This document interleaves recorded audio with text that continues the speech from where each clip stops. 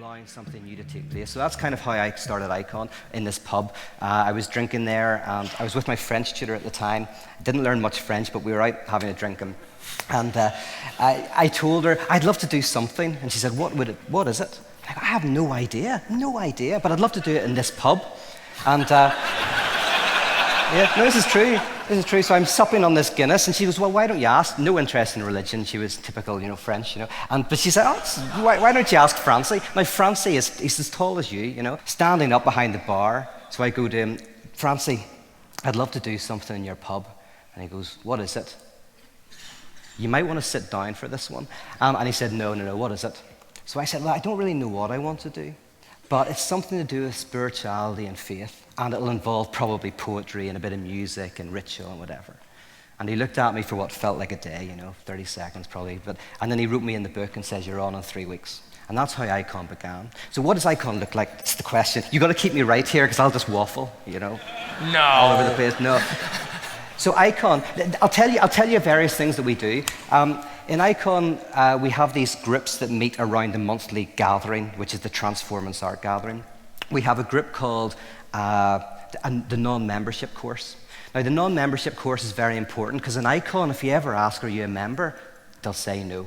"Oh, I just go from time to time." "Oh, I'm not a member of Icon." Absolutely not. So if you do the non-membership card, you get a course, you get a card that says you're not a member. So if anybody ever asks you, "Are you a member of Icon?" you've got evidence that you're not, that you just go from time to time. Yeah. And that's very key, because in one sense we could never be a cult, because nobody would ever follow anybody. What we're trying to do is get people to think for themselves, take responsibility for their own beliefs and their own ideas. So that's very central to some of the values that we have. In fact, for me, that's the role of a Christian leader. The role of a Christian leader is to refuse to lead. And what do I mean by that? Now, by the way, that's a vital role. That doesn't mean you can just go away and do nothing. No, someone has to refuse to lead. There has to be someone who takes no responsibility, okay, right?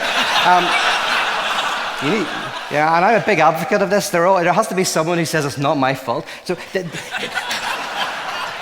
if you think about analysis, right, you've got an analyst and you've got an analysand, the person being analysed. And people often think that the role of the analyst is to tell you what the problem is, to assess your behaviour, to tell you how can I be healed, what can I do?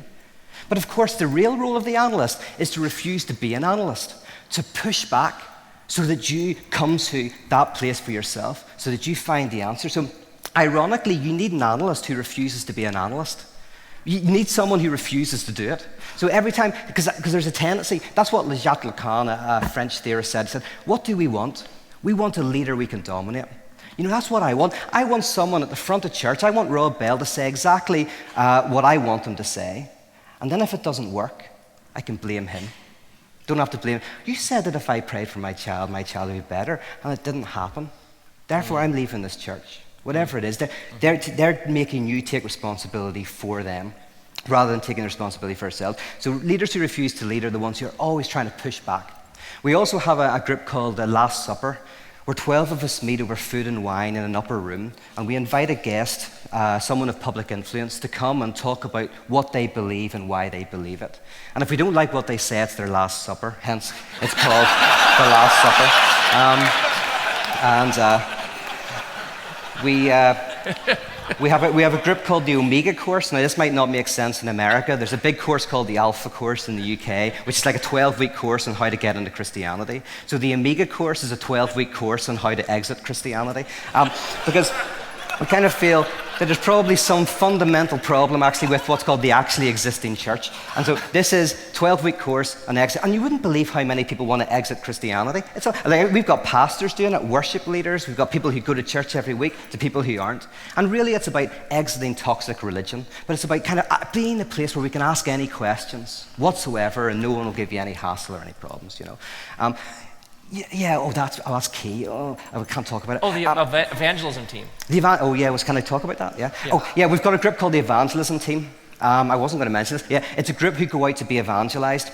So we go and We ask people to evangelize us. We go to various religious groups and various things like that to be evangelized. Now, there's a whole pile of reasons why we do that. Can't get into them all now. But in a sense, I know, one of the greatest philosophers is, of course, Winnie the Pooh, right? And Winnie the Pooh, in the very first book, there's that beautiful verse, here is Winnie the Pooh coming downstairs now, bump, bump, bump on the back of his head behind Christopher Robin. Sometimes he wonders if perhaps there is a different way of coming downstairs, if only he could stop bumping long enough to think of it. And you have this beautiful image of Winnie the Pooh bumping his head down these stairs, right? That's kind of what we're all like. We're all bumping our heads down this cosmic staircase, wondering if perhaps there's a better way of doing it. And when you expose that, when you do powerless evangelism, what happens is, right, if I come in and say, I believe in God because of X, Y, and Z, this person says, I don't believe in God because of X, Y, and Z, and you're like this.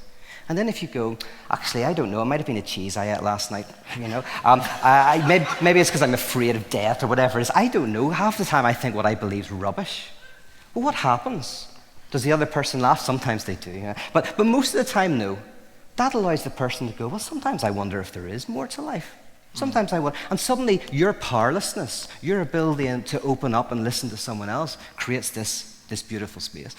Right? And we've also got Atheism for Lent, which is where for our Lenten readings, kind of go, what should we give up for Lent? So we've got, well, why don't we give up God? Yeah, there you go.